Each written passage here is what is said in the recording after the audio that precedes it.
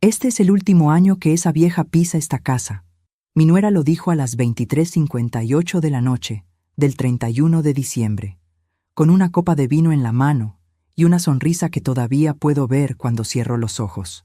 Mi hijo levantó su vaso, brindó por una nueva vida sin culpas ni cargas, y ni siquiera se dio cuenta de que, a menos de 3 metros de ellos, yo estaba grabando todo, aunque no de la forma que ellos imaginaban, con mi propio teléfono, discretamente, como respaldo. 17 días después, esas mismas palabras iban a sonar muy diferentes, repetidas frente a una abogada, con mi hijo sentado a mi lado, pálido por primera vez al entender lo que había permitido. No grité, no hice una escena. Tengo 61 años y pasé 35 trabajando como contadora en un despacho pequeño, revisando números, contratos y notas de pie de página que nadie más leía. Sé cómo encontrar errores. Sé cómo seguir rastros que otros prefieren ignorar. Y esa noche, mientras el reloj marcaba las 23:59 y las luces del árbol de Navidad parpadeaban en la sala que yo misma había decorado, entendí que mi propia familia se había convertido en un libro lleno de números rojos. Tomé aire, sentí el olor dulce del ponche, el perfume caro de mi nuera y el humo leve de los fuegos artificiales que ya empezaban a explotar en la calle. Tenía la boca seca, con ese sabor metálico de la rabia que una mujer aprende a tragar para no destruir la paz de nadie. Mientras escuchaba las risas, hice una promesa silenciosa. En 17 días, cuando terminara la primera quincena del año, alguien más estaría tragando ese mismo sabor. Y no sería yo. La sala estaba llena de luces doradas y rojas. Los reflejos se movían sobre las copas de cristal, sobre los globos dorados que decían «Feliz Año Nuevo», sobre las fotografías de familia que yo había enmarcado con mis propias manos. El televisor mostraba la cuenta regresiva desde el centro de la ciudad, con una presentadora sonriente gritando «Faltan 2 minutos». Mientras tanto, en la cocina, el reloj redondo que colgué hace 15 años marcaba las 23:58 con un tic-tac obstinado que parecía burlarse de mí. Escuchaba el murmullo de la gente en la sala, los amigos jóvenes de mi hijo, la música alta, los cubiertos chocando contra los platos, los fuegos artificiales estallando a lo lejos. El tono de voz de mi nuera cortaba todo lo demás. Tenía esa forma aguda de reír que siempre me hacía pensar en vidrio rompiéndose. Mis manos sentían el frío del mármol de la encimera, un contraste brutal con el calor que me subía por el pecho. Cada vez que apretaba los dedos contra la piedra, sentía cómo las uñas raspaban la superficie, como si intentaran sostenerse de algo. El olor a carne asada aún flotaba en el aire, mezclado con el aroma de las manzanas caramelizadas que yo había preparado siguiendo la receta de mi madre. Sobre la mesa quedaba una bandeja casi vacía de buñuelos. Llevé toda la tarde friéndolos, con el aceite caliente salpicando mis manos. Mientras recogía un plato abandonado, noté el perfume caro de mi nuera impregnado en el mantel, una mezcla de flores blancas y algo más frío, más duro, que nunca supe nombrar. En la boca, el ponche que había probado antes me dejó un sabor empalagoso que ahora se mezclaba con el amargor de saber que, para ellos, yo era solo un estorbo elegante. Cuando escuché la frase completa, sentí un escalofrío que me recorrió la espalda como si alguien hubiera abierto una ventana en pleno invierno. Este es el último año que esa vieja pisa esta casa. La palabra vieja se clavó en mi piel como un alfiler. No grité. No lloré. Simplemente dejé el plato en la encimera, me sequé las manos con el delantal y me quedé quieta, con la vista fija en el piso de cerámica que yo misma había ayudado a elegir hace años. ¿Sabes qué fue lo peor? No fue la frase, no fue la risa, fue la respuesta de mi hijo. Amor, el próximo año ya estaremos en nuestro propio departamento, lejos de todo este drama, dijo. Y luego añadió, mirando hacia el pasillo, creyendo que yo no podía oírlo. Te lo prometo, en 2026 esto ya estará resuelto. En ese momento sentí algo extraño. No era tristeza pura, no era solo enojo. Era una calma fría, densa, como cuando el cielo se pone gris antes de una tormenta que sabes que va a arrasar con todo. Me apoyé en la encimera, sentí la textura áspera de mi viejo delantal de algodón, con las manchas de aceite que nunca salían del todo, y respiré hondo. Dentro de mi pecho, algo hizo clic. No iba a rogar, no iba a suplicar, no esta vez. Soy Patricia. Tengo 61 años. Crié a mi hijo sola desde los 26, trabajando de lunes a sábado, aceptando horas extras, revisando balances hasta las 22:00 de la noche, muchas veces para poder pagarle la escuela y, más tarde, la universidad. Durante 35 años, fui la persona a la que los clientes llamaban cuando había problemas con impuestos, cuando faltaban facturas, cuando alguien quería esconder un gasto indebido. Aprendí a leer lo que la gente intentaba ocultar detrás de los números. Lo que nunca imaginé fue tener que usar esa habilidad contra mi propio hijo. Mientras ellos contaban los últimos segundos del año en la sala, yo contaba otra cosa en mi cabeza. Contaba las veces que me había tragado comentarios hirientes por no arruinar el ambiente. Contaba las veces que mi nuera me había corregido delante de los demás, cambiando mis recetas, diciendo que mis costumbres eran anticuadas. Contaba las veces que había pagado la luz, el gas o el supermercado solo esta vez, cuando ellos se quejaban de que el dinero no alcanza. Y sobre todo, contaba las pequeñas señales que, por amor, había decidido ignorar. La primera vez que mi nuera me llamó vieja fue en broma, una tarde de domingo a las 16:30, mientras yo cortaba verduras en esta misma cocina. «Cuidado con el cuchillo, Patty, a tu edad los huesos ya no sanan igual», dijo, riéndose. Mi hijo rió también. Yo lo dejé pasar. Me dije, es joven, no entiende. Pero la broma se repitió, y cada vez era un poco más cruel.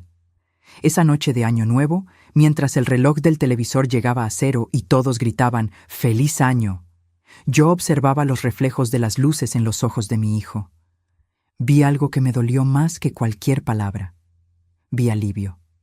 Alivio por estar con su esposa, con sus amigos, con su nueva vida. Alivio por sentir que el pasado, es decir, yo, estaba a punto de quedarse atrás. Me abrazó a las 00:01, con un abrazo rápido, frío, con olor a champaña. «Feliz año, mamá», dijo, sin mirarme de verdad. Yo puse una mano en su espalda, sentí la tela cara de su camisa nueva y recordé las camisas baratas que yo le compraba en el mercado cuando era niño, rezando para que le duraran todo el año escolar. En lugar de llorar, le respondí con voz tranquila: «Feliz año, hijo. Que este año aprendas lo que significa de verdad una promesa».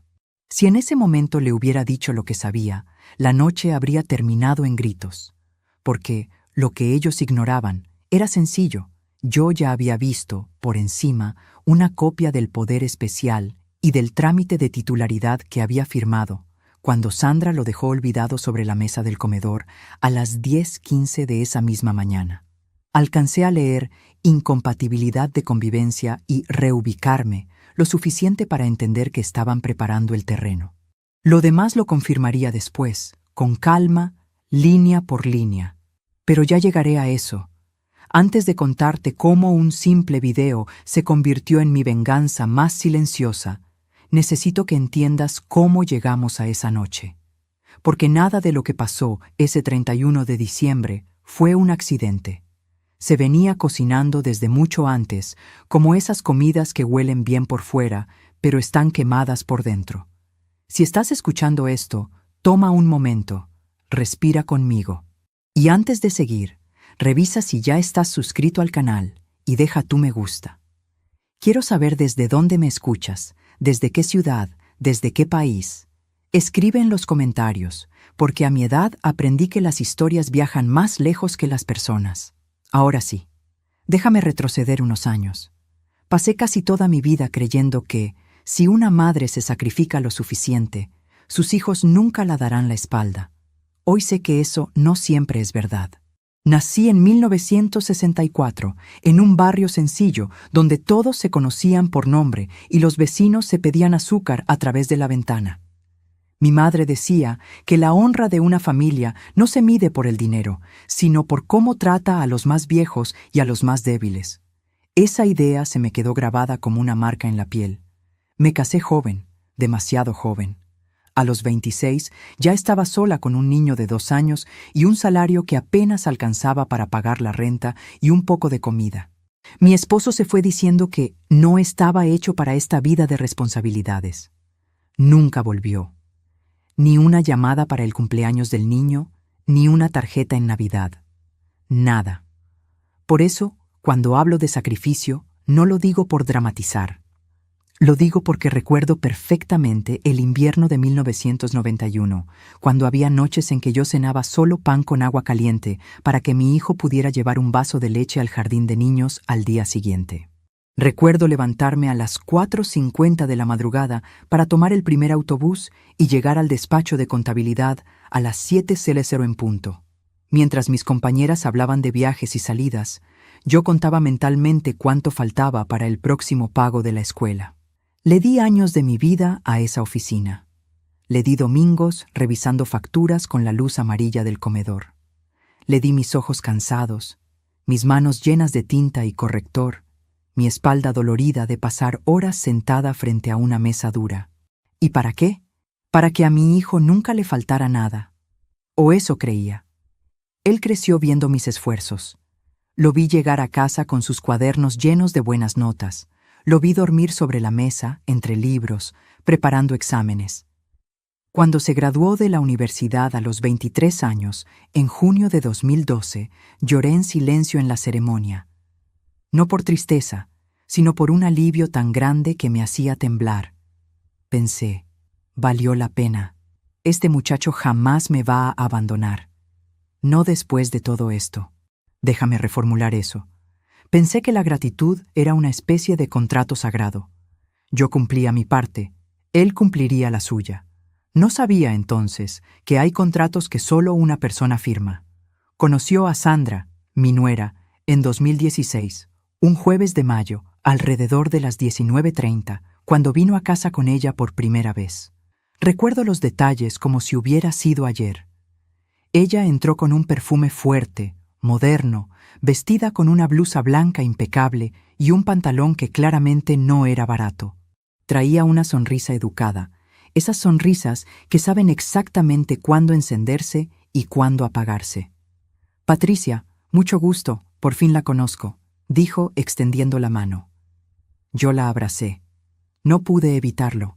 Siempre quise una hija. «Bienvenida, hija», respondí, sintiendo su cuerpo tenso, como si mi abrazo fuera demasiado. Al principio, todo parecía normal.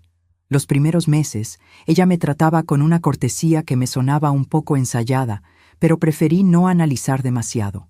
En Navidad de ese mismo año, llegó con un regalo caro, un pañuelo de seda azul. «Para que combine con sus ojos, Patricia», dijo. Yo lo puse alrededor del cuello con orgullo, aunque sabía que nunca podría comprar algo así por mí misma. La primera agresión verbal llegó disfrazada. Una tarde de domingo, en agosto de 2017, estábamos preparando comida en mi cocina. Yo cortaba verduras. Ella revisaba el celular, apoyada en la encimera. «Mi mamá siempre dice que con la edad una se vuelve más torpe», comentó, mirando cómo mis manos se movían lentas sobre la tabla de cortar. «Cuidado, Patricia, no vaya a cortarse. Sería un drama llevar a una viejita a urgencias en pleno domingo». Lo dijo con risa, con ese tono que parece chiste pero no lo es. Mi hijo rió también. Sentí un pinchazo pequeño en el pecho. Pensé en responder, pero me callé. «Es una broma», me dije. «Son jóvenes. Tienen otro humor». ¿Sabes qué fue lo peor? Que yo misma justifiqué la falta de respeto para no sentir que estaba perdiendo a mi hijo. Aquí aparece mi falla trágica, el miedo al conflicto. Toda mi vida evité discusiones fuertes. Prefería quedarme callada, ofrecer el otro lado de la mejilla, aguantar. Había visto demasiadas familias romperse por orgullo. Prometí que la mía no sería una de ellas. No entendí que, a veces, el silencio también rompe familias. Con el tiempo, las bromas se volvieron costumbre. «Patricia, esas recetas son de otra época». «Patricia, ya no estamos en los 80. Patricia, en serio, hay cosas que los viejos no entienden. Siempre con una risa al final, siempre con mi hijo al lado, callando o riendo bajito. En 2019, después de una cirugía que me hicieron en la rodilla derecha, mi hijo me dijo que lo mejor era que me mudara con ellos por un tiempo. Así te cuidamos, mamá. No queremos que estés sola, añadió un martes a las 18:20, sentado en mi pequeño comedor. Sentí una ternura enorme.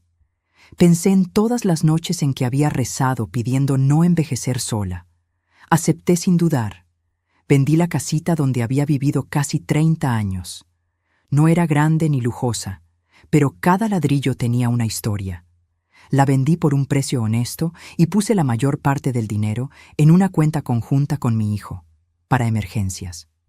El resto lo usé para ayudarles con la entrada de la casa nueva donde viviríamos los tres, como familia. Firmé papeles, confiada, sin leer cada detalle. Ese fue mi error, uno de tantos. Cuando me mudé con ellos, en marzo de 2020, me sentía casi feliz. La casa olía a pintura nueva, las paredes eran blancas, las ventanas grandes.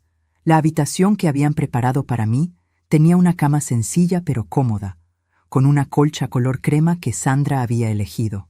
«Quiero que se sienta como en un hotel», dijo, sonriendo. Yo la abracé otra vez. Y otra vez sentí su cuerpo rígido, como si mi contacto le causara alergia. Los primeros meses fueron, al menos en apariencia, tranquilos. Yo me encargaba de la cocina, de la limpieza ligera, de regar las plantas del balcón. Ellos trabajaban muchas horas, llegaban tarde, cansados. Yo dejaba la cena lista, la mesa puesta, la casa en orden. Pensé que así les aligeraba la carga. Pensé que, si les demostraba mi utilidad, nunca me verían como un peso. Pero la pandemia trajo consigo algo más que miedo y mascarillas. Trajo encierro, trajo convivencia forzada, trajo la verdad. Un día de julio, a las 3:42 de la madrugada, me despertó una discusión en la sala. Podía escuchar sus voces a través de la puerta entreabierta de mi cuarto. «Yo no quiero vivir con tu madre para siempre», decía Sandra, con un tono cortante. «No es para siempre, solo mientras se recupera del todo», respondió mi hijo. «Se recuperó hace meses. Lo que pasa es que tú no quieres admitir que te da culpa dejarla sola». Me quedé en la cama, mirando el techo, con el corazón latiendo fuerte. El aire del cuarto estaba pesado, con olor a polvo y a ese perfume dulce que Sandra usaba y que parecía meterse en todas partes, incluso en mis sábanas. Sentí el sudor frío en la nuca y el tejido áspero de la sábana pegándose a mi piel. Quise levantarme, salir y decir, «No se preocupen, me puedo ir». Pero algo dentro de mí dijo, «Escucha». Así que escuché. «Si vendió su casa, fue decisión de ella», insistió mi nuera. «Ya usamos ese dinero para la hipoteca, no podemos hacer milagros». Hubo un silencio breve, seguido del sonido de hielo chocando contra un vaso. Luego su frase, «Tarde o temprano, tu madre tendrá que ir a un hogar de ancianos. No es justo que nos robe la libertad. Hazte adulto». Mi hijo no respondió de inmediato. El silencio se hizo más pesado que cualquier palabra. Cuando habló, apenas lo escuché susurrar, «No ahora, no en medio de todo esto. Después vemos». «Después», repetí mentalmente. Esa palabra se quedó flotando en la oscuridad de mi cuarto, como un insecto que ronda la lámpara, pero nunca se quema. No dormí el resto de la noche. A la mañana siguiente, preparé café como siempre. La cocina olía a pan tostado, a mantequilla derretida, a café recién molido. Las cortinas dejaban entrar una luz suave de las 7:15, iluminando las tazas que yo había comprado en una oferta del supermercado. Cuando mi hijo entró, me encontró sonriendo. «Buenos días», dije con voz tranquila. Por dentro, una parte de mí se estaba derrumbando. Aquí es donde entra la dignidad bajo fuego. Aprendí a sonreír mientras se me rompía el corazón. Aprendí a mantener la espalda recta mientras las palabras me golpeaban. Aprendí a decir, «Estoy bien», cuando todo en mí quería gritar. Porque en mi mundo, una madre no hace escenas delante de su hijo. Pero en silencio, comencé a hacer otra cosa. Esa misma semana empecé a guardar pequeñas notas, fechas, frases que escuchaba, decisiones que tomaban sin consultarme. Compré una libreta azul de tapas duras el viernes siguiente, a las 16:10, en una papelería cercana. La chica de la caja me preguntó si era para la escuela de algún nieto. «Es para mí», respondí. «Quiero ordenar mis cuentas». No mentí. Solo omití que, esta vez, las cuentas no serían de dinero, sino de respeto. ¿Sabes qué fue lo más irónico? Que mientras yo anotaba cada pequeño desprecio, ellos colgaban en redes sociales fotos perfectas de familia unida en tiempos difíciles. Sandra sonreía con su mejor maquillaje. Mi hijo la abrazaba, mostrando el reloj caro que se había comprado a crédito. En casi ninguna foto aparecía yo. Cuando sí, era en un rincón, desenfocada, como parte del fondo. No sabían que la mujer del fondo estaba tomando nota. No sabían que, algún día, esa libreta azul y un simple video les cambiarían la vida. Los problemas grandes casi nunca empiezan con un grito. Empiezan con un papel, con una firma, con una frase dicha para ayudarte, que en realidad te deja atada de manos y sin testigos. A veces comienzan incluso con un café compartido, con un gesto cariñoso, con ese tono tranquilo que antecede a lo irreversible.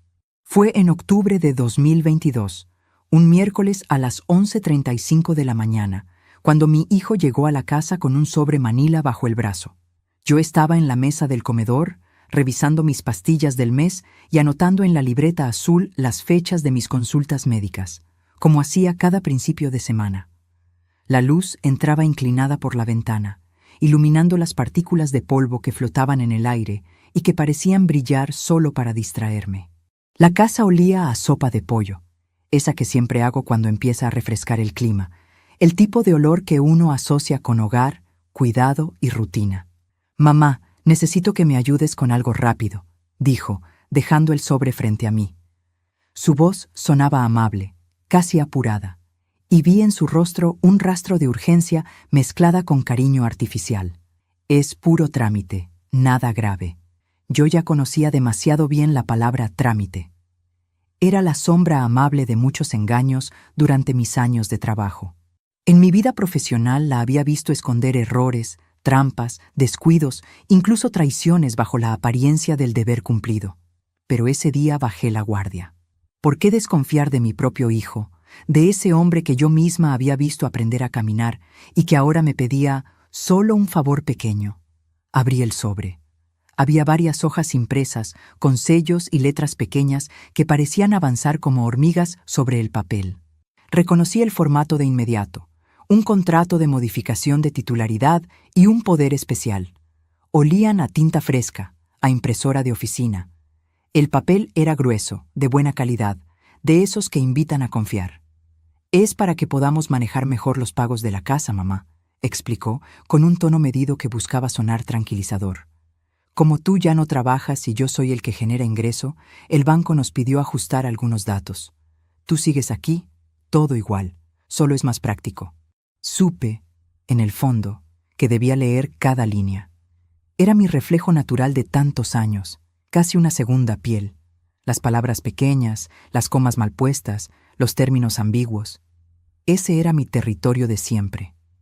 Pero en ese momento, mi corazón habló más alto que mi cabeza.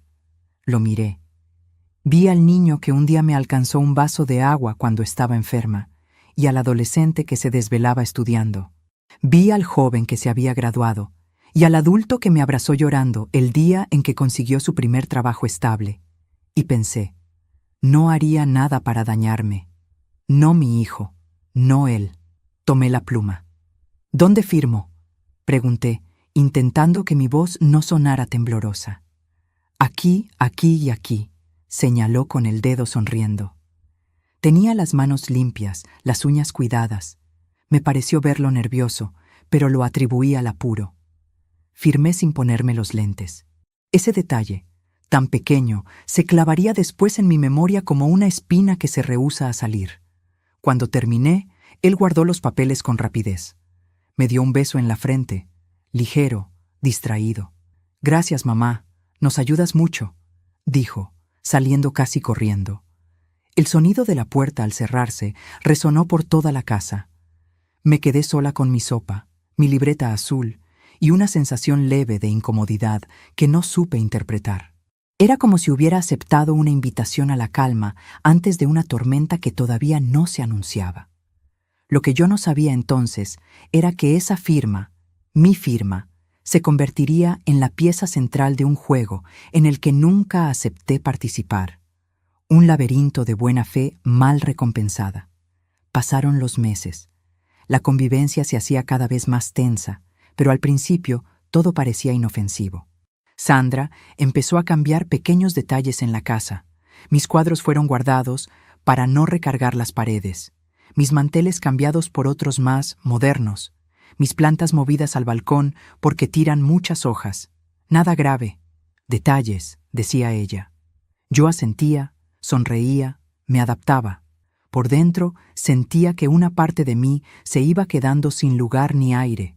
Las conversaciones se llenaron de matices pasivo-agresivos. Todo lo que antes se decía con afecto pasó a formularse como una instrucción. Cierre la puerta, Patricia, por favor. No gaste tanta luz. No deje los frascos fuera de la alacena. La cortesía fingida dolía más que una ofensa directa. La agresión verbal se hizo más clara unos meses después. Un día, en marzo de 2023, a las 21:10, estábamos cenando. La televisión estaba encendida, mostrando un programa de concursos. Yo cometí el error de comentar algo sobre cómo se gastaba el dinero en cosas absurdas. Bueno, cada quien gasta en lo que quiere, ¿no? Soltó Sandra sin mirarme. Algunos gastan en su juventud, otros gastan en manipular la culpa de sus hijos. El tenedor se me quedó a medio camino, suspendido entre la mesa y mi boca. Mi hijo la miró incómodo. Amor, ¿qué? Es verdad, tu mamá siempre se pone como víctima. Ay, pobrecita, se sacrificó. Pues sí, lo hizo como millones de madres. No es la única en el mundo. Tragué saliva. En la boca, la comida se volvió una masa seca, difícil de pasar. Tomé un sorbo de agua. La sensación era la de tragar piedras. No dije nada. La dignidad, a veces, pesa más que la rabia. Esa noche, cuando ellos se fueron a dormir, me quedé sola en la cocina. La casa estaba en silencio, salvo por el zumbido del refrigerador y el tic-tac obstinado del reloj. El reloj marcaba las 23:27. Abrí mi libreta azul. Escribí con letra firme. Hoy Sandra dijo que mi sacrificio no es especial. Hoy mi hijo no me defendió. Hoy entendí que para ellos soy un estorbo con historia. Cerré la libreta. La acaricié con la palma de la mano. La tapa era lisa, fría. Sentí un pequeño temblor en los dedos. No de miedo, de decisión. A partir de ese día, empecé a guardar algo más que palabras. Cada vez que Sandra hacía un comentario cruel, anotaba la hora, la fecha, el contexto. Cada vez que mi hijo aceptaba sin discutir una idea que me afectaba, la registraba. Guardé recibos, copias de correos impresos que encontraba en la impresora, mensajes que ella dejaba abiertos en la computadora. No hackeé nada. No invadí contraseñas. Solo observé y documenté. Una parte de mí, tal vez la más viva, despertó en ese proceso. La observadora metódica, la que siempre había sabido que la verdad, sin pruebas, no sirve de nada. Es curioso cómo una persona puede acusarte de manipular la culpa mientras ella misma toma decisiones pensando únicamente en su comodidad. Mientras me decía que el dinero no alcanzaba, la veía recibir paquetes de ropa cara, maquillaje importado, gadgets nuevos, cajas brillantes que llegaban casi a diario.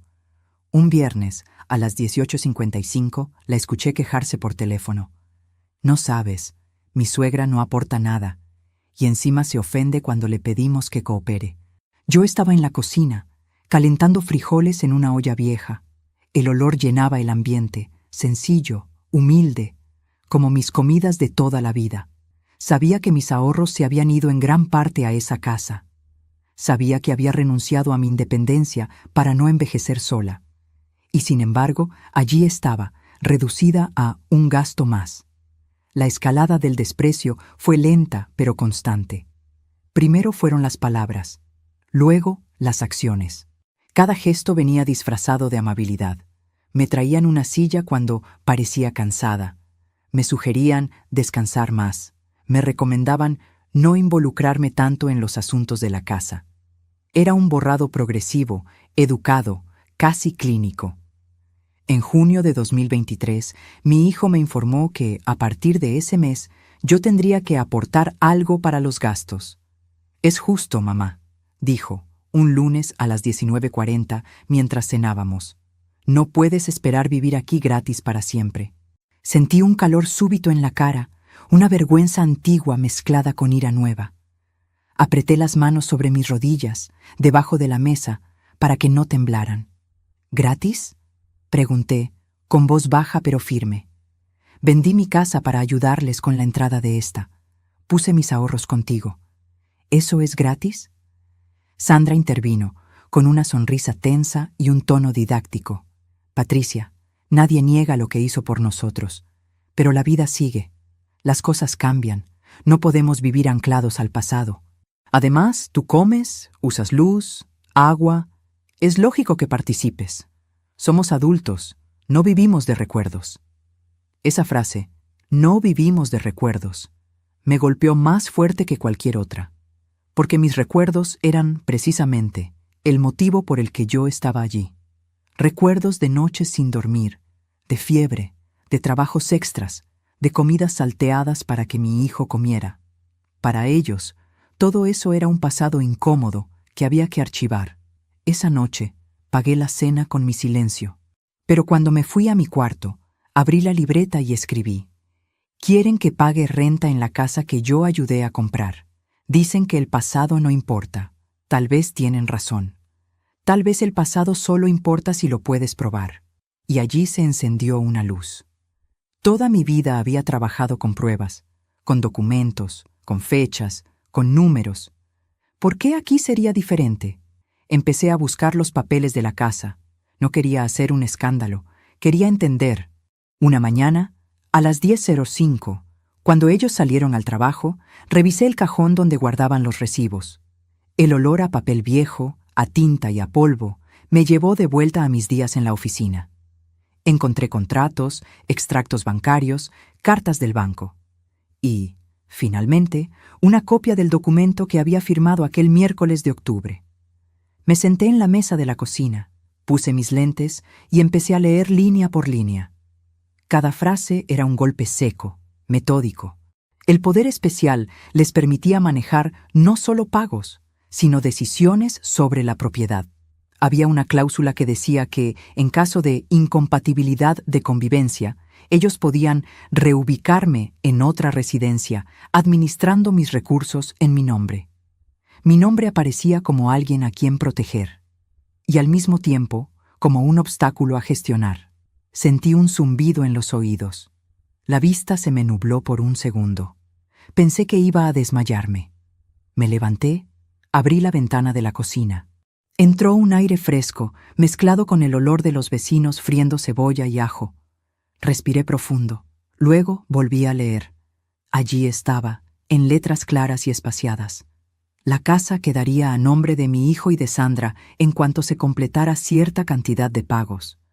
Mis aportes, mis ahorros, mi casa vendida, todo se diluía entre porcentajes y términos legales que en la práctica me dejaban afuera.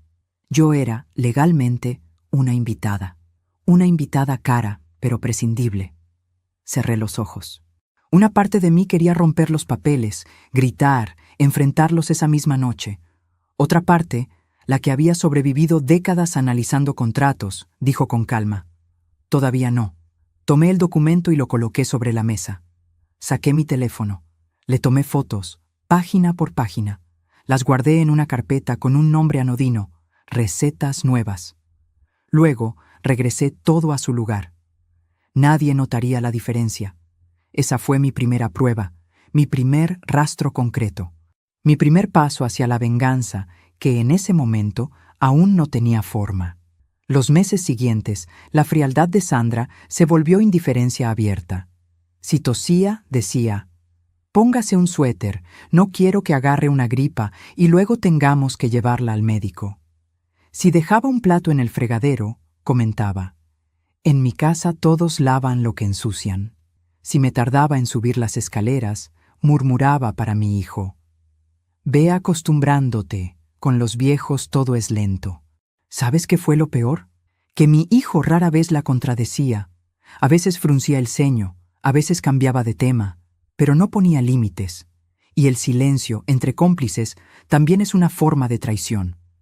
Un día vi algo que me hirió de forma distinta, más fría, más clara. Estaban sentados en el sofá, mirando en la computadora paquetes de viajes para fin de año. Podríamos ir a la playa, solo tú y yo, empezar el año sin dramas, decía Sandra. Nos lo merecemos. Vi los precios en la pantalla. Paquetes de más de 80,000 pesos. Recordé las veces que me habían dicho que no podían ayudarme con algunos medicamentos porque el dinero no alcanzaba. La contradicción me dejó un sabor amargo en la boca, más fuerte que cualquier medicina. Esa noche, en mi libreta escribí, dicen que no hay dinero para mis medicinas, pero sí hay para viajes, ropa, cenas caras. No sé cuánto tiempo tardaré, pero prometo que un día mostraré esta injusticia con la misma claridad con la que se ve un número mal puesto en una hoja de cálculo. Y ese día empezó a tomar forma cuando se acercó diciembre de 2025. Las luces de las calles ya estaban colgadas. Las tiendas vendían adornos de Año Nuevo en montones. Sandra hablaba cada vez más de empezar el año limpios, sin lastres. Mi hijo, cansado, asentía. Era un hombre que había dejado de decidir, limitado a asentir en bucle. No sabían que yo ya había decidido algo. Si querían empezar el año nuevo limpios, iban a aprender primero lo que significa limpiar una conciencia manchada. Estábamos a 17 días de la noche del 31 de diciembre. 17 días para que sus palabras y sus actos quedaran grabados de una forma que no podrían negar. 17 días para que mi calma se convirtiera en esta historia que ahora te cuento. Y entonces llegó el primer detalle que haría posible el video. Una tradición inocente, casi infantil, que Sandra convertiría en su propio instrumento de condena sin saberlo. Su obsesión por grabarlo todo, por mostrar una vida perfecta a gente que no conocía. Su mayor vanidad sería, finalmente, mi mejor aliada. Sandra vivía para las apariencias. Si algo aprendí de ella, fue eso. No le interesaba tanto vivir bien como parecer que vivía mejor que todos, como si su existencia dependiera de una aprobación que solo brillaba en pantallas ajenas. Desde que la conocí, su teléfono era casi una extensión de su mano, un accesorio más importante que cualquier joya. Grababa todo, la comida, los regalos, los brindis, los adornos, hasta las lágrimas ajenas, siempre que fueran útiles para su narrativa de mujer fuerte que lo controla todo. Publicaba historias con frases motivacionales, fotos de desayunos caros, selfies con filtros que borraban cualquier rastro de cansancio o duda. En casi ninguna salía yo, y cuando aparecía, era en una esquina, desenfocada, como un mueble viejo que nadie se atreve a tirar, pero tampoco a mostrar. En diciembre, su necesidad de exhibirse se multiplicaba, casi como una fiebre. Cada año hacía una especie de especial de Navidad y Año Nuevo para sus redes. Decoraba la casa como si fuera un salón de eventos, luces, globos, mantel nuevo, copas brillantes, platos que solo se usaban para las fotos. Todo tenía que ser perfecto. No para nosotros, sino para los otros, para los seguidores, esa gente invisible que parecía pesar más que la familia real frente a ella. Ese diciembre de 2025 no fue la excepción. El día 14 a las 17:25 la escuché decir por teléfono a una amiga: «Este año será diferente. Quiero que se vea que ya dejamos atrás todo lo viejo, todo lo que nos estorba». Luego rió. Esa risa me recorrió la columna entera, como una corriente eléctrica. No sé si fue miedo o intuición, pero desde ese instante sentí que algo, en algún punto, se había roto definitivamente. Desde la cocina, mientras pelaba papas en silencio, la escuchaba planear el menú, el color de los globos, la música, las fotos. Cada tanto mencionaba la palabra nuevo, nuevo comienzo, nueva etapa, nueva vida. La palabra viejo solo aparecía cuando hablaba de mí, aunque nunca pronunciara mi nombre. Fue alrededor de esa fecha que empecé a pensar en el poder de las grabaciones. Hasta entonces, mis evidencias eran silenciosas. Papeles, notas, recuerdos, todos fáciles de desechar o negar. Necesitaba algo que hablara por sí solo, sin que yo tuviera que levantar la voz. ¿Y quién mejor que ella misma para proporcionarlo, sin sospecharlo? La idea no vino de golpe. Fue apareciendo como un susurro persistente, casi un instinto de defensa. Una mañana, a las 8:10, mientras desayunábamos, Sandra comentó: «Este año quiero grabar todo el brindis de Año Nuevo, ¿sí? Nada de caras largas, por favor. Quiero que se vea una familia feliz». Yo levanté la vista de mi taza de café. El aroma fuerte, amargo, llenaba la cocina, mezclado con el pan tostado.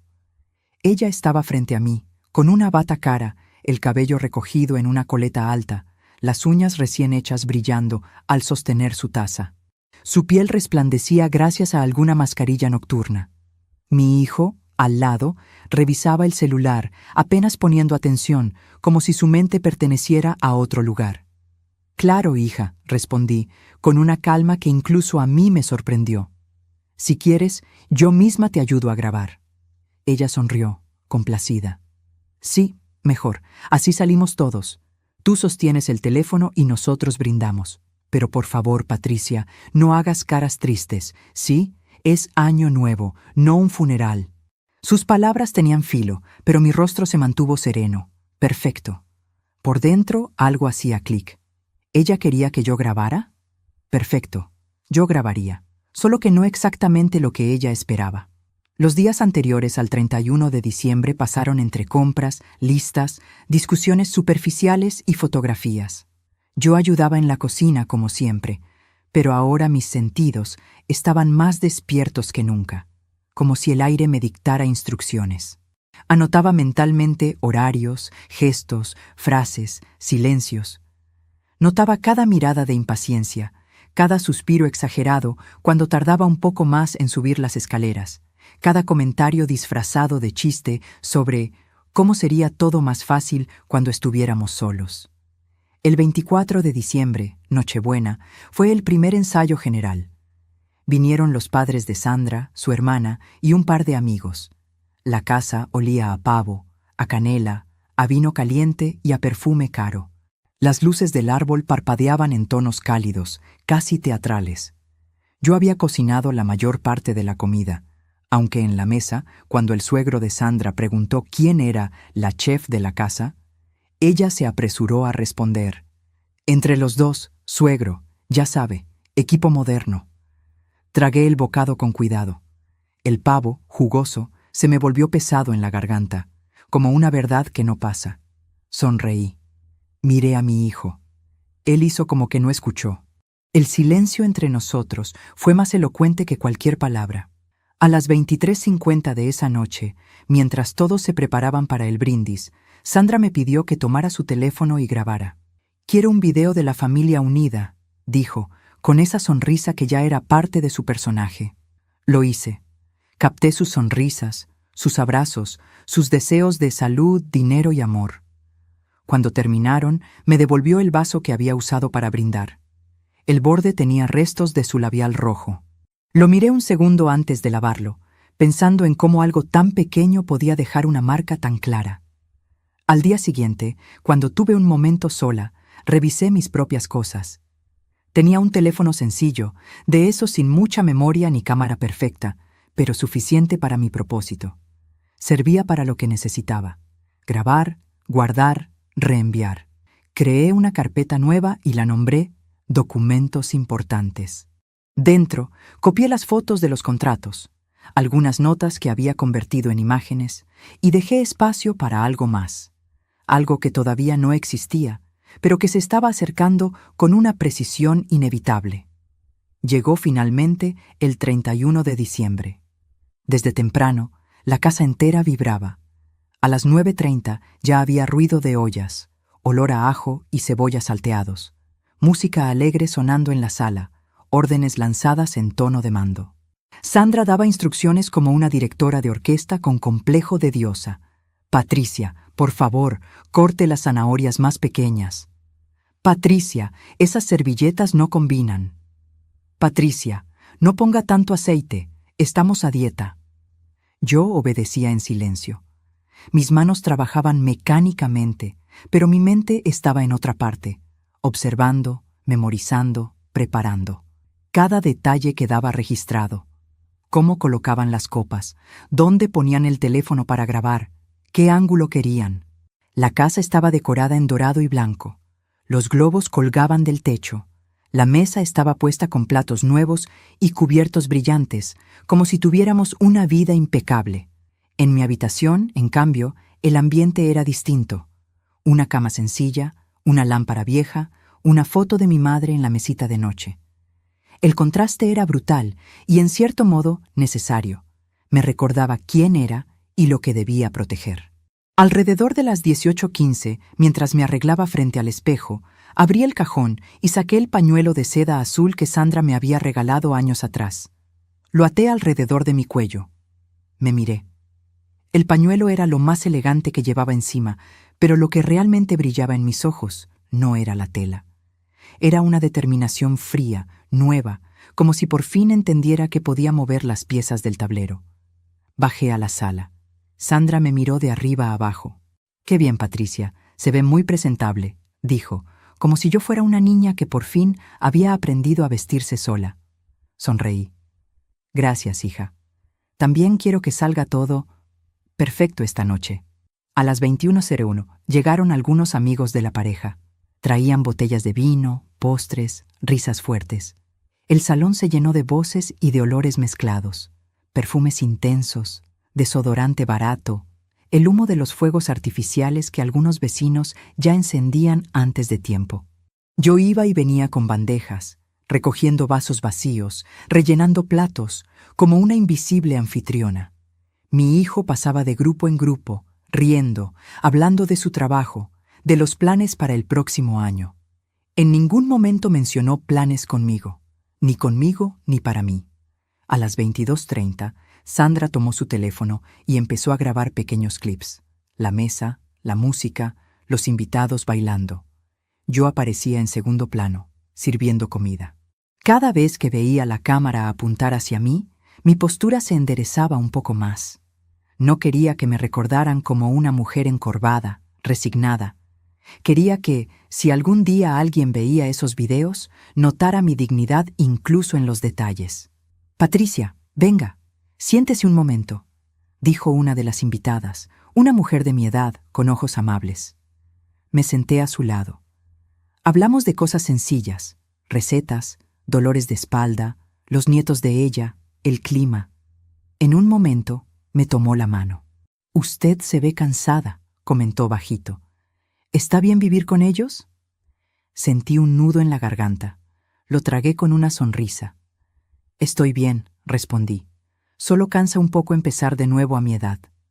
Ella asintió, como si entendiera más de lo que decía, con una complicidad silenciosa. Poco antes de las 23:50, Sandra reunió a todos en la sala. «Quiero que grabemos el brindis completo», anunció. «Patricia, por favor, tome mi teléfono, ponga en video y no deje de grabar hasta que le diga». Me entregó el aparato. Sentí su peso en mi mano, cálido por el uso, liso, elegante. La pantalla brillaba, reflejando las luces del árbol. Lo sujeté con firmeza. En mi otra mano, sentí la textura áspera de mi propio teléfono, guardado en el bolsillo del delantal que todavía llevaba debajo de la ropa elegante. Activé la cámara. El contador de segundos empezó a correr.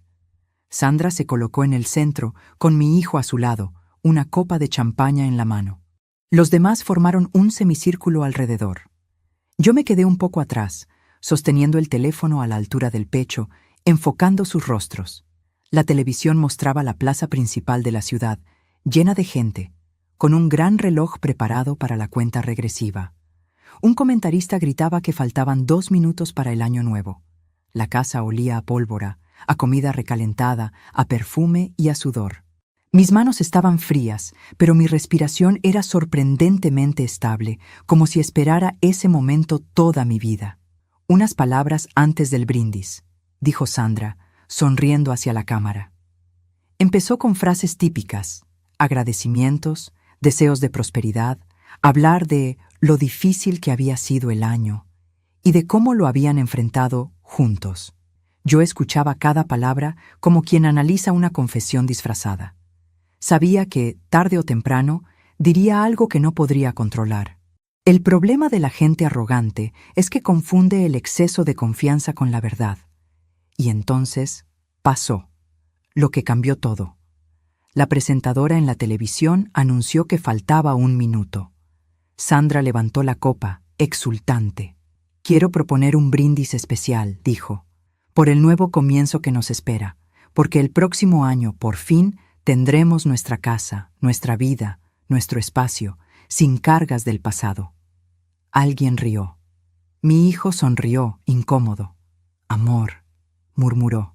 Ella giró la cabeza hacia donde yo estaba, sin saber exactamente dónde, porque las luces le daban de frente, y soltó la frase que ya conoces.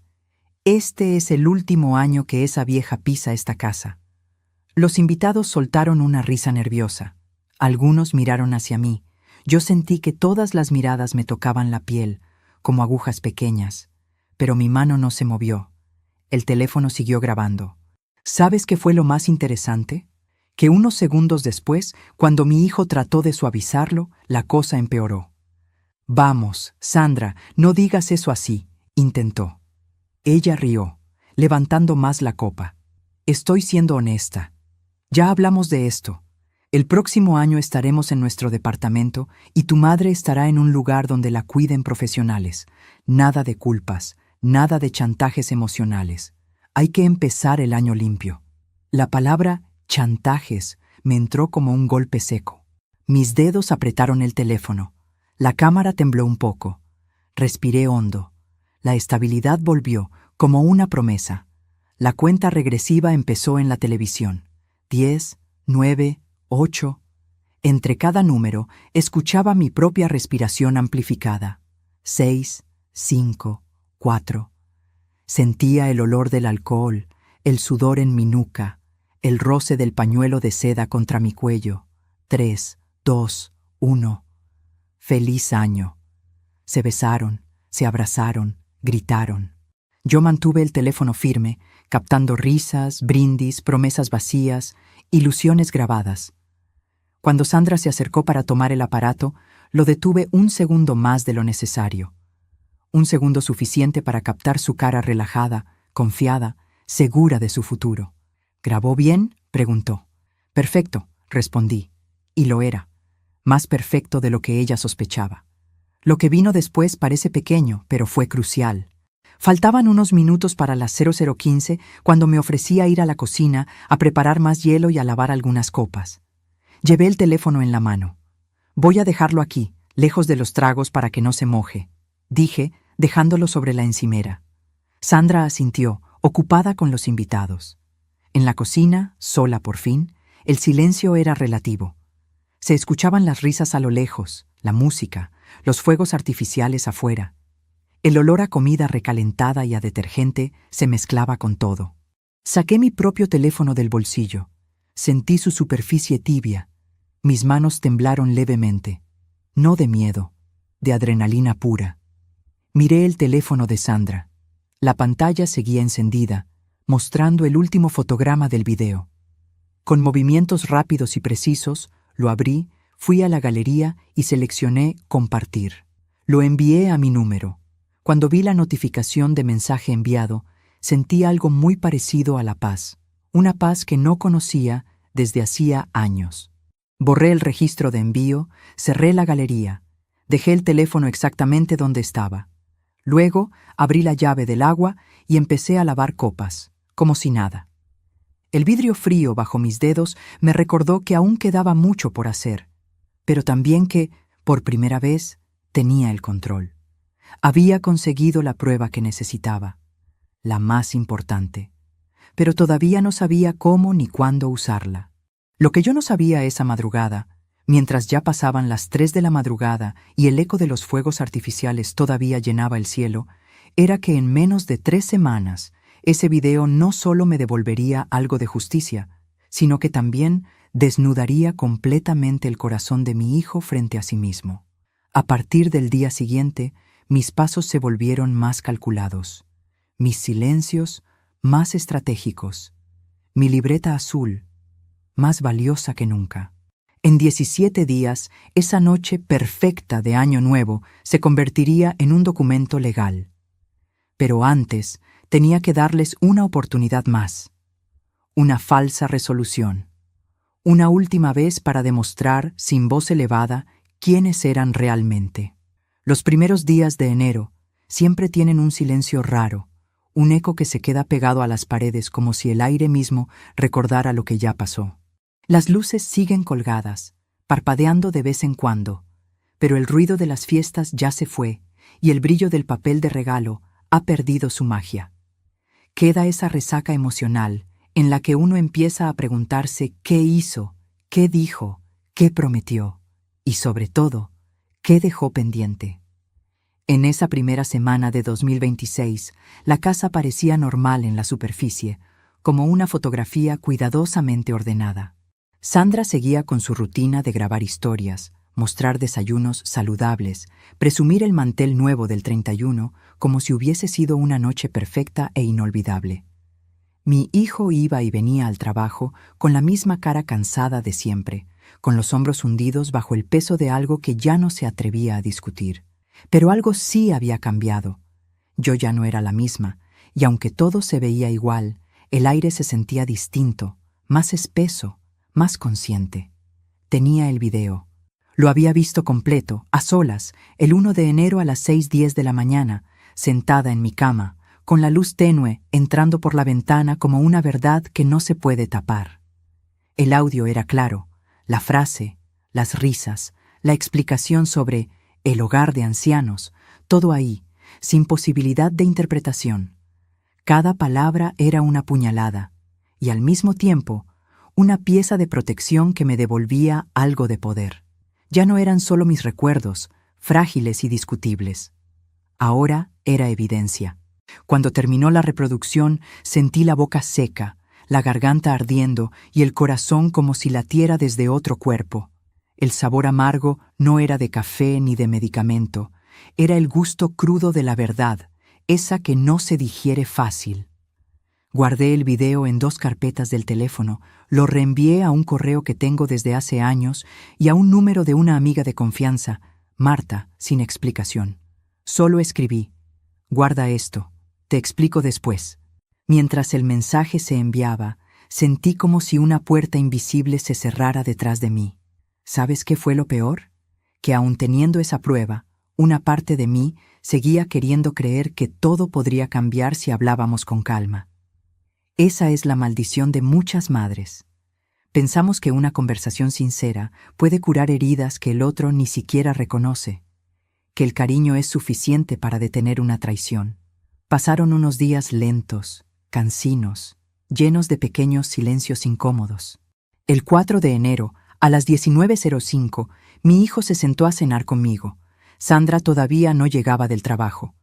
La cocina olía a guiso de lentejas, ese que a él le gustaba desde niño y que siempre le traía recuerdos de una infancia que ya parecía ajena. Mientras comíamos, le pregunté con voz tranquila: «Hijo, ¿tú crees que estás siendo justo conmigo?» Él levantó la vista, sorprendido. «¿A qué te refieres, mamá?» Apreté los dedos alrededor de la cuchara. Sentí el metal frío clavándose en la palma, una forma de no temblar. «Quiero saber si de verdad crees que soy una carga, si de verdad piensas que lo mejor es que me manden a un lugar de ancianos». Su cara cambió, frunció el ceño, dejó el tenedor en el plato y desvió la mirada. «¿Quién te dijo eso?» Lo miré directo a los ojos. «Tu esposa, el 31, y no una vez, varias veces». Se frotó la frente, molesto. «¿Sabes cómo es Sandra? Exagera, habla sin pensar. Además, estaba tomando». No lo decía en serio. Allí estaba, la primera falsa resolución, El primer intento de él de minimizar todo, de barrerlo bajo la alfombra. Yo respiré hondo. ¿Y tú? ¿Lo dices en serio? Se quedó callado unos segundos. Luego, en lugar de responder, se levantó para servirse más agua.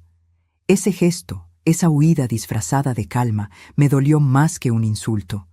Después hablamos, mamá, murmuró. Hoy estoy cansado. Después, otra vez esa palabra. La misma que había escuchado en aquella madrugada de julio, la misma que aparecía en el contrato, la misma que se interponía entre él y cualquier acto de valentía. 2 días después, el 6 de enero a las 10:30, tuve mi consulta rutinaria con el médico de la Seguridad Social. Salí con el mismo diagnóstico de siempre. Presión un poco alta, rodilla resentida, corazón cansado pero funcionando. En la farmacia del hospital, mientras esperaba mis medicamentos, vi un cartel pegado en la pared sobre asesoría legal gratuita para adultos mayores. Sentí un pinchazo en el pecho. Anoté el número en mi libreta azul. No llamé ese día, ni el siguiente. Tardé 4 días en reunir el valor. Entretanto, la vida en la casa seguía con su ritmo envenenado, esa normalidad de lo insoportable. El 8 de enero, a las 21:20, cenábamos los 3. Sandra habló de un departamento que habían ido a ver ese mismo día. «Es perfecto, Patricia», dijo. «Tiene vista a la ciudad, gimnasio, alberca, y lo mejor, está cerca de un lugar excelente para adultos mayores. Todo moderno, con enfermeras, actividades. Usted estaría mejor allí, créame». Su tono era tan dulce que dolía. Una suavidad calculada que pretendía disfrazar la crueldad. Me miraba como quien habla de una mascota que pronto será llevada a un lugar más adecuado. Mi hijo comía en silencio, moviendo la comida en el plato, sin atreverse a mirarme directamente. «¿Y cuánto costaría ese lugar maravilloso?», pregunté, con la voz más neutra que pude. «Pues no es barato», dijo ella, encogiéndose de hombros. «Pero si vendemos algunas cosas, usamos lo que queda de los ahorros y tu pensión, alcanza. Además, tú no necesitas tanto espacio. Una habitación pequeña, limpia, con tu cama y tus cosas, es suficiente». Mientras hablaba, yo sentía la madera de la silla bajo mí, firme y fría, como si quisiera recordarme que aún estaba en mi casa y que ese suelo todavía me pertenecía. El olor del guiso se volvió pesado.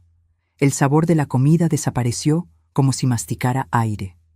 Ese fue el momento en que algo hizo clic definitivamente. Hasta entonces había dudado, había oscilado entre la esperanza y el miedo. En esa frase, «tú no necesitas tanto espacio», entendí que para ellos yo era una pieza de mobiliario sobrante, algo que se reubica para que la sala se vea más amplia, más cómoda para los nuevos dueños del territorio. No lloré, no grité. Me escuché decir con voz tranquila: «Qué bueno que lo tengan todo tan pensado». Sandra sonrió, creyendo que lo aceptaba.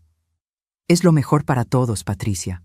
Usted tendrá atención, nosotros podremos avanzar en nuestra vida. No se preocupe, la visitaremos cada domingo. Cada domingo. Como quien visita a alguien en la cárcel».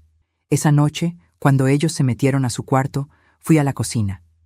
La casa estaba casi a oscuras. Solo la lámpara sobre el fregadero iluminaba un círculo de luz amarilla. El reloj marcaba las 23:48. Abrí el cajón donde guardamos papeles importantes y saqué el contrato de la casa nuevamente.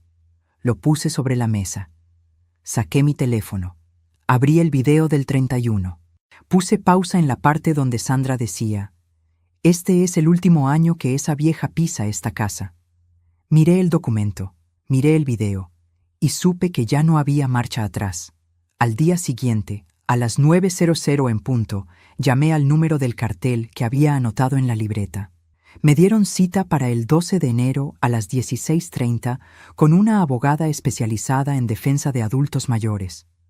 Anoté la fecha como quien marca un examen final. «En 10 días todo empezará a cambiar», me dije, y por primera vez sentí una chispa de control. Los días siguientes fueron un ejercicio de paciencia y de teatro. Por fuera me comportaba igual. Cocinaba, limpiaba, sonreía, escuchaba.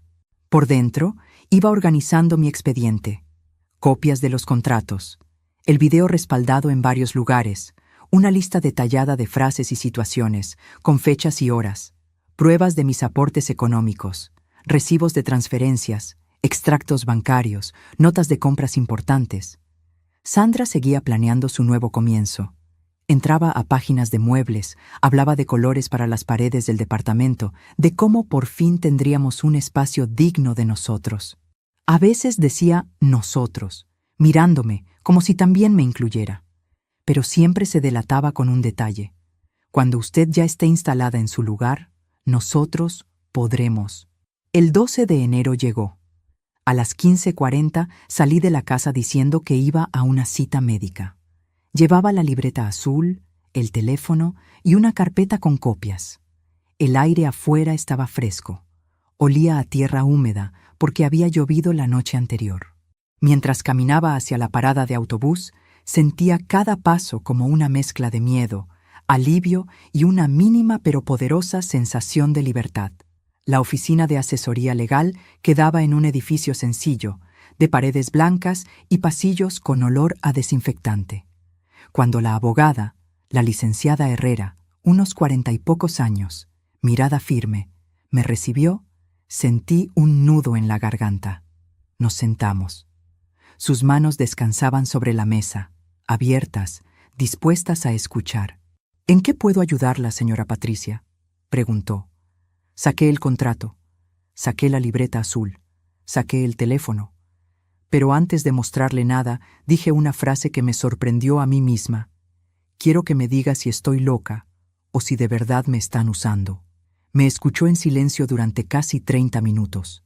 Le conté de la venta de mi casa, de los ahorros, de la mudanza, de las bromas, de los planes de mandarme a un hogar de ancianos, de la noche del 31, del contrato, del video. Mientras hablaba, sentía cómo la garganta se me apretaba, pero no lloré. No allí, no frente a ella. «¿Tiene pruebas?», preguntó al final. Le mostré las fotos de los documentos. Le enseñé el video. Su expresión cambió al escucharlo. Volvió a reproducir la parte clave. Luego me miró con una seriedad que me heló la sangre. «Señora Patricia, no está loca», dijo. «Está en riesgo». Esas 3 palabras me hicieron temblar las manos, pero también me dieron claridad. «Lo que firmó es muy delicado», continuó. «Con ese poder, ellos podrían realmente trasladarla a una residencia y manejar sus recursos sin su consentimiento real. Pero el video y sus notas ayudan mucho. Demuestran intención, desprecio y premeditación. No es solo una mala convivencia, es un plan». Me explicó, con paciencia, las opciones. Podía solicitar la revocación del poder, argumentar vicio de consentimiento por falta de información y presión emocional. Podía pedir una revisión de la situación patrimonial, un peritaje de mi estado al momento de la firma, y, si era necesario, podía iniciar un proceso legal por abuso económico y psicológico. Mientras ella hablaba, yo sentía el respaldo de la silla contra mi espalda, firme, casi reconfortante. El aire del despacho olía a papel, a tinta, a café recién hecho. Una parte de mí quería salir corriendo. Otra parte, más nueva, más fuerte, dijo: «Quédate. Pero antes de cualquier demanda, hay algo que usted puede hacer», añadió la abogada. «Convoque una conversación clara con su hijo, dejando saber que ya se asesoró. No le diga todo, solo lo suficiente para que entienda que usted no está desprotegida. Y si esa conversación sale mal, entonces sí, procedemos». Salí de allí con una mezcla de miedo y poder. No tenía la juventud, ni la salud perfecta, ni la independencia económica de antes. Pero tenía algo que ellos no esperaban: información, asesoría y un video que hablaba por mí. Esa noche, cuando el reloj de la sala marcó las 20:15, le pedí a mi hijo que se sentara conmigo en la cocina. Sandra estaba en otra habitación, en una videollamada. La casa olía a comida recalentada y detergente. Encendí solo la luz sobre la mesa. Quería que fuéramos 2, frente a frente, sin los adornos ni las excusas del resto del mundo. «Hijo», empecé, con la voz lo más serena posible. «Hoy hablé con una abogada». Sus hombros se tensaron. Sus ojos se abrieron un poco más. «¿Una abogada? ¿Para qué?». para entender qué fue exactamente lo que firmé y para mostrarle algo. Saqué el teléfono, abrí el video, puse play justo en la parte en que su esposa decía: «Este es el último año que esa vieja pisa esta casa». Su rostro cambió de color. Se quedó quieto, escuchando. No paré el video. Lo dejé correr hasta la explicación del hogar de ancianos y empezar el año limpio. Cuando terminó, el silencio fue tan denso que casi se podía tocar. Podía escuchar el tic-tac del reloj, el ruido lejano de un televisor en el departamento de arriba, el zumbido del refrigerador. «Quiero que me mires a los ojos y me digas si tú estás de acuerdo con esto», dije. Abrió la boca, la cerró, volvió a abrirla. «Ella estaba tomada, mamá. No puedes...» «Te pregunté a ti», lo interrumpí. «No a ella». Sus ojos se llenaron de algo que no supe si era culpa, rabia o miedo. Bajó la mirada. «Yo no quería que lo supieras así», murmuró. «Sabíamos que te iba a doler. Pensamos en hablarlo con calma más adelante». Allí estaba, por fin, la confesión que faltaba. No era un chiste aislado, no era una frase sin querer, era un plan. «Pues ahora ya lo sé», respondí. «Y te aviso algo, no soy una vieja tonta. Tengo pruebas, tengo asesoría, y tengo más dignidad de la que tú y tu esposa han mostrado en todo este tiempo». Sus ojos se llenaron de lágrimas. No lloró. Yo tampoco. Los dos estábamos suspendidos en esa frontera entre el amor y la decepción, entre lo que fuimos y lo que ya no volveríamos a ser. «¿Qué vas a hacer?», preguntó, con voz baja. «Eso depende de ti», contesté. «En 5 días iré de nuevo con la abogada. Si para entonces no has sido capaz de sentarte conmigo, mirarme a la cara y proponer algo justo, ella seguirá adelante con todo, y cuando eso pase, no habrá vuelta atrás». 5 días. Ese fue mi contador final para él.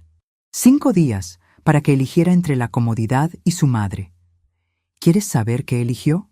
Eso se decidió la noche en que Sandra descubrió que el video ya no estaba solo en su teléfono. La noche en que, por primera vez, yo fui quien sostuvo el espejo frente a ellos. En estos 5 días, mi casa se convirtió en un escenario silencioso. Por fuera, todo seguía igual.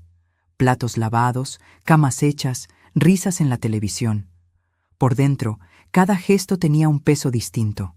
Mi hijo evitaba quedarse a solas conmigo demasiado tiempo.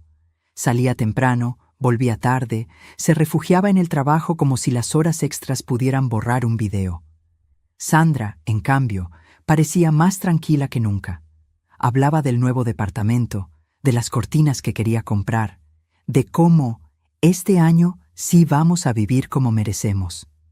El 14 de enero, 3 días después de nuestra conversación en la cocina, los escuché discutir en su cuarto. Eran las 23:05. Yo estaba en mi cama, con la luz apagada, fingiendo dormir. La puerta no estaba del todo cerrada. Las voces se escurrían por la rendija. «Tu madre está exagerando», decía Sandra molesta. «Siempre ha hecho drama. Tú la conoces». «Hay un video», respondió él frustrado.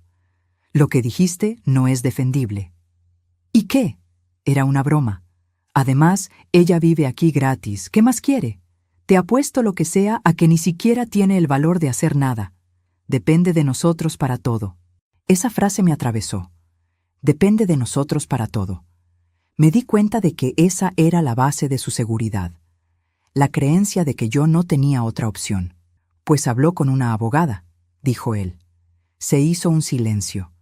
Luego su voz, más baja, casi un susurro. «Y tiene copias de los papeles, del video, de todo». Sandra soltó una carcajada corta, incrédula. «Por favor. ¿Tú crees que alguien le va a hacer caso a una vieja resentida? Además, los papeles están de nuestro lado. Legalmente, ella no tiene nada». «Eso crees tú», murmuró él. «No estás entendiendo. Si esto se vuelve un problema, podemos quedar muy mal». Hubo un golpe seco, como si ella hubiera tirado algo sobre la cama. «¿Sabes qué me preocupa a mí?», escupió. «Que siempre, siempre termines inclinándote hacia ella. Esa culpa que cargas es el verdadero problema. O la sueltas, o me sueltas a mí». Silencio. Un silencio tenso, grueso. Mi corazón empezó a latir más rápido. «¿Estás diciendo que...?» empezó él. «Estoy diciendo que no pienso pasar el resto de mi vida adaptándome a una anciana que no sabe soltar el control», respondió ella. «O ella o yo». La frase quedó flotando en la oscuridad del pasillo, como una sentencia. No supe que estaba conteniendo la respiración hasta que sentí un dolor en el pecho y tuve que exhalar. ¿Sabes qué fue lo más doloroso? Que una parte de mí quería facilitarle la elección. Quería levantarme, entrar en ese cuarto y decir: «Elige la paz, hijo, yo me voy». Pero la otra parte, la que había pasado décadas trabajando, criando, sosteniendo, dijo: «Ya basta». Al día siguiente, el 15 de enero a las 11:20, estaba sola en la cocina cuando sonó la puerta. Era Marta, la amiga a la que le había enviado el video sin explicación. Traía una bolsa de pan dulce y una expresión entre preocupada y decidida. «Tenemos que hablar», dijo. Apenas cruzó el umbral. Nos sentamos a la mesa. El aroma del café recién hecho se mezclaba con el olor del pan. La luz del mediodía entraba por la ventana, dibujando sombras claras en el mantel. «Vi el video», empezó. No hizo falta que dijera cuál. «Patricia, eso no es un malentendido, eso es desprecio». Bajé la mirada hacia mis manos, apoyadas en la taza caliente. «Lo sé», respondí. «Por eso fui con una abogada». Marta asintió, como si eso confirmara lo que esperaba escuchar. «Bien, porque te voy a decir algo que tal vez te duela, pero que necesitas oír. Si tú no te respetas, nadie en esta casa lo va a hacer por ti». Sus palabras fueron como un espejo. Me vi reflejada en todas las veces que había callado para no generar conflicto. En todas las veces que había aceptado menos de lo que merecía por miedo a perder el poco amor que me daban. «¿Y si lo pierdo?», pregunté, casi en un susurro. «El amor de mi hijo». Marta me miró con ternura, pero sin lástima. «Patricia, el amor que se sostiene sobre tu humillación no es amor. Es dependencia emocional, y esa dependencia juega a favor de ellos, no tuya». Sentí un nudo en la garganta. Esta vez, las lágrimas sí llegaron, despacio, silenciosas. No eran de debilidad, eran de duelo. El duelo por la madre que yo había sido hasta entonces.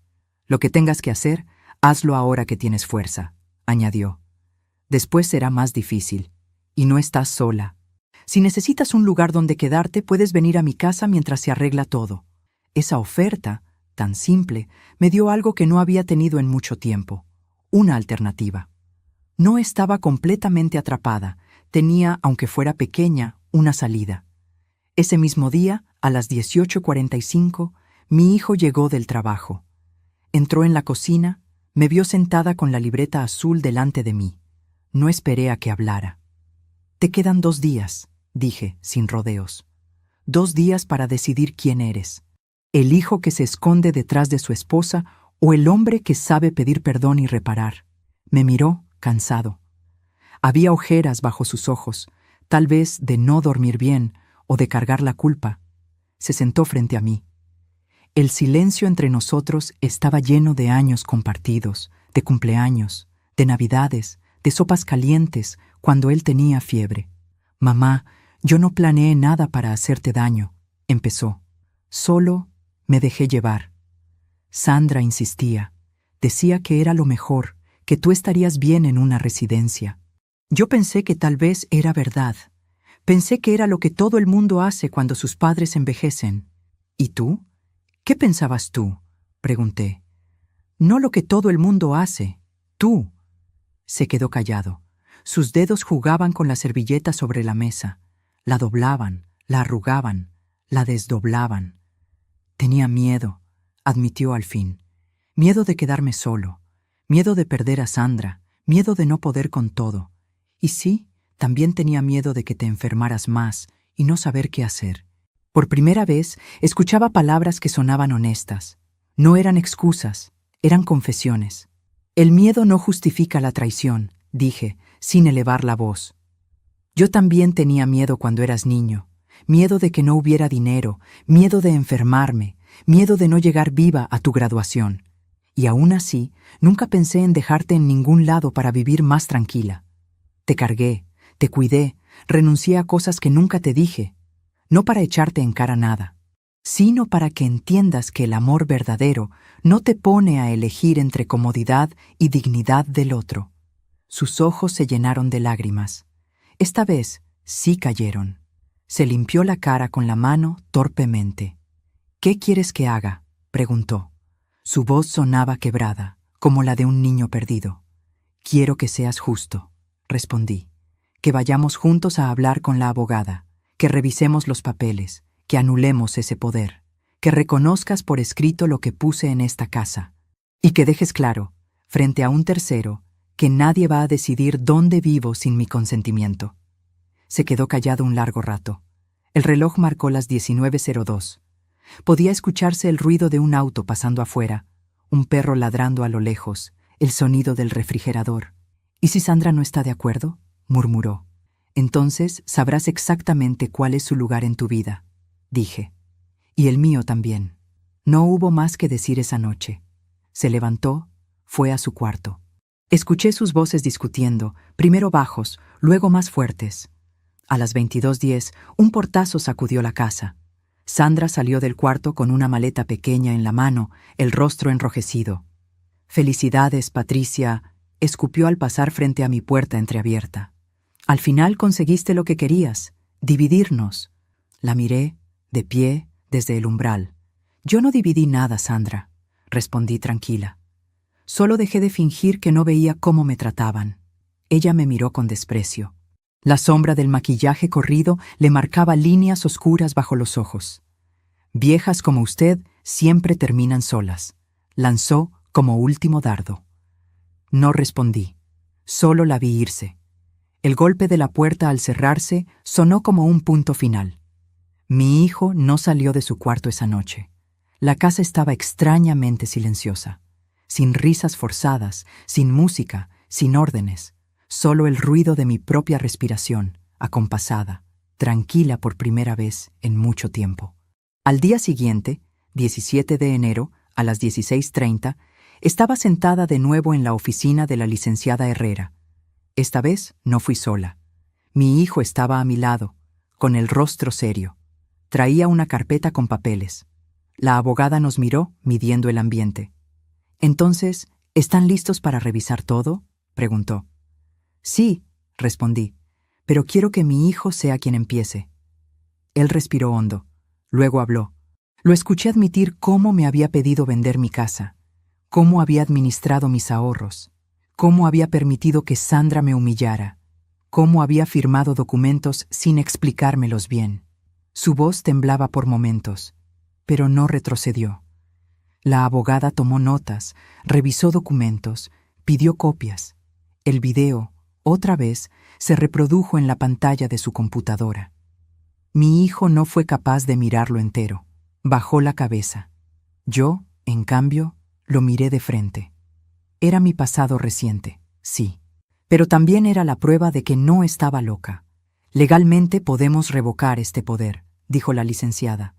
«Necesitamos la firma de su hijo y hacer ciertos trámites. Además, podemos dejar constancia de sus aportes económicos. No es fácil, pero es posible». «Quiero hacerlo», dijo él.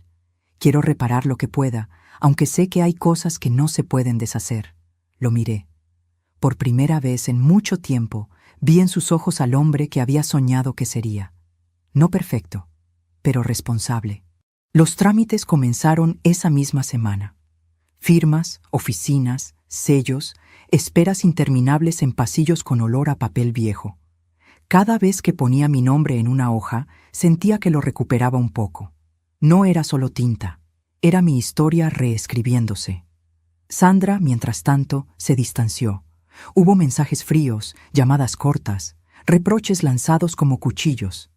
Al final, la decisión fue de él. Una tarde de febrero, a las 18:30, me dijo con voz apagada: «No puedo obligarte a que la perdones, mamá, y no puedo obligarla a que te respete, pero sí puedo elegir no seguir construyendo mi vida sobre una injusticia. Si ella no puede aceptar eso, entonces tal vez no era la persona que yo creía».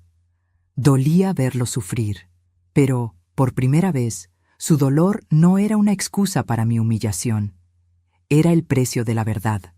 Con el tiempo, la relación entre ellos se rompió, no por mí, sino por lo que el video y los papeles mostraron realmente: que había desprecio, interés y una idea utilitaria de la familia. Mi hijo se quedó en la casa conmigo mientras resolvíamos la parte legal. No fue fácil. Hubo silencios incómodos, culpas, recuerdos. Pero también hubo algo nuevo: honestidad. Meses después, en otra noche de diciembre, me encontré sola en la sala, mirando un árbol de Navidad más sencillo que antes. Las luces eran baratas, pero cálidas. La casa olía a ponche, a canela, a ese pavo que ya no hacía para invitados, sino para nosotros dos. Mi hijo se acercó con 2 tazas de café. Se sentó a mi lado. En la televisión, alguien hablaba de propósitos de Año Nuevo. «Mamá», dijo, rompiendo el silencio, «he tratado de pedirte perdón muchas veces, pero siento que nunca es suficiente». Lo miré. Vi las arrugas nuevas en su frente, las canas que empezaban a asomar. Mi niño no era un niño hacía mucho, pero en ese momento sus ojos tenían la misma vulnerabilidad que cuando venía llorando porque algún compañero de escuela se burlaba de él. «No sé si algún día podré olvidar todo lo que pasó», respondí. «Pero sí sé algo: si sigo viviendo anclada a esa noche del 31, pierdo el resto de los años que me quedan. Y no pienso regalarle más de mi vida a lo que nos hicieron». Él bajó la mirada. «¿Crees que algún día puedas perdonarme?». Tomé aire. El olor del café caliente me llenó el pecho. Sentí el calor de la taza entre las manos, ese calor sencillo que reconforta más que cualquier lujo. «Perdonar no es olvidar ni justificar», dije. «Perdonar es dejar de vivir, esperando una disculpa perfecta que nunca llega. Yo elijo vivir en paz los años que me quedan. Eso significa que no te voy a recordar todos los días lo que hiciste, pero tampoco voy a hacer como si no hubiera pasado. La confianza no vuelve sola, se reconstruye ladrillo por ladrillo». Él asintió con los ojos brillando. «Quiero reconstruirla, si tú me dejas». Nos quedamos en silencio un rato. Afuera, la ciudad seguía con su ruido de siempre. Adentro, yo sentía algo parecido a un amanecer. No volví a ver a Sandra en persona. Supe por terceros que dijo que yo le arruiné la vida y que su suegra era una manipuladora. Tal vez esa sea la historia que ella cuente. La mía es otra. La mía es la de una mujer de 61 años que, por primera vez, dejó de confundir sacrificio con sumisión. Hoy, mientras te cuento todo esto, han pasado varios meses desde aquella noche de Año Nuevo en la que mi propia casa se convirtió en escenario de mi condena y, al mismo tiempo, del inicio de mi libertad. El video sigue guardado, no por rencor, sino como recordatorio de hasta dónde puede llegar el desprecio cuando no se le pone un alto. Los papeles fueron corregidos. Mi nombre volvió a tener peso legal, no solo emocional. A veces me preguntan si me arrepiento de lo que hice, de haber mostrado el video, de haber ido con la abogada, de haber obligado a mi hijo a mirar la verdad. Contesto lo mismo siempre. Lo único de lo que me arrepiento es de haber tardado tanto en defenderme. Si tienes mi edad, o la estás alcanzando, y estás escuchando esto, quiero decirte algo directamente. Tu dignidad no tiene fecha de caducidad. No importa cuántos años tengas, cuánto te hayan repetido que ya no es tu momento, cuánto miedo tengas de quedarte solo. El respeto no es un regalo que te hacen tus hijos. Es un derecho que tú les enseñaste con tu ejemplo. Yo crié a mi hijo con amor. Lo crié con fe, lo crié con sacrificio, lo crié creyendo que jamás me vería como una carga. Me equivoqué. Pero también lo crié para que, algún día, fuera capaz de reconocer sus errores. Ese día llegó tarde, pero llegó. Y si mis nietos, si algún día los tengo, llegan a escuchar esta historia, quiero que sepan algo. La sangre no garantiza el respeto. El respeto se gana y se pierde. Yo perdoné a su padre, pero no olvidé la lección. Aquella frase de Año Nuevo: «Este es el último año que esa vieja pisa esta casa». Quedó dando vueltas en mi cabeza durante mucho tiempo. Hoy, cuando la recuerdo, ya no me duele de la misma manera, porque resultó ser cierta. Fue el último año que esa vieja, la Patricia que soportaba todo en silencio, pisó esta casa. La mujer que se sienta hoy en esta mesa, la que te habla, no es esa vieja.